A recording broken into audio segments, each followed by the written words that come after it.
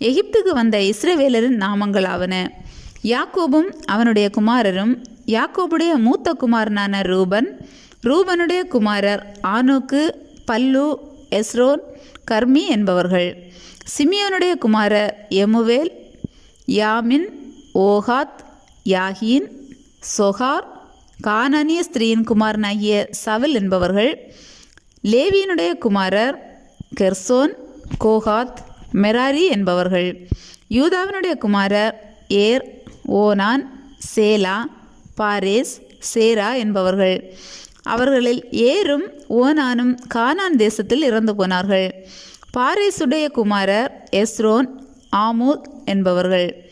இசக்காருடைய குமாரர் தோலா, பூவா, யோபு, சிம்ரோன் என்பவர்கள். செபுலோனுடைய குமாரர் செரேத், ஏலோன், யக்லேல் என்பவர்கள். இவர்கள் லேயாளின் சந்ததியார்.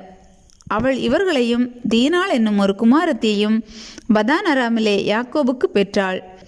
காத்துடைய குமாரர் சிப்பியோன், அகி, சூனி, எஸ்போன், ஏரி, அரோதி, அரேலி என்பவர்கள். ஆசீருடைய குமாரர் இம்னா, இஸ்வா, இஸ்வி, பெரியா என்பவர்கள். இவர்களுடைய சகோதரி செராக்கு என்பவள்.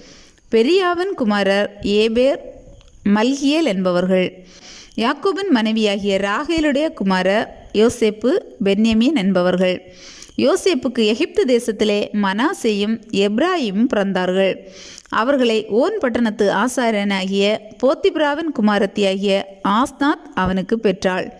பென்யமீனுடைய குமாரர் பேலா, பெகேர், அஸ்பேல், கேரா, நாகமான், ஏஹி, ரோஷ், முப்பிம், உப்பிம், ஆர்து என்பவர்கள்.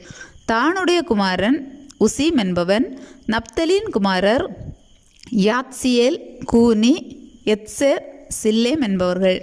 யாக்கோபுடைய குமாரன் மனைவிகளைத் தவிர அவனுடைய கர்ப்ப பிறப்பாயிருந்து அவன் மூலமாய் எகிப்திலே வந்தவர்கள் எல்லாரும் 66 பேர். யோசேப்புக்கு எகிப்திலே பிறந்த குமாரர் 2 பேர். ஆக எகிப்துக்கு போன யாக்கோபின் குடும்பத்தார் 70 பேர்.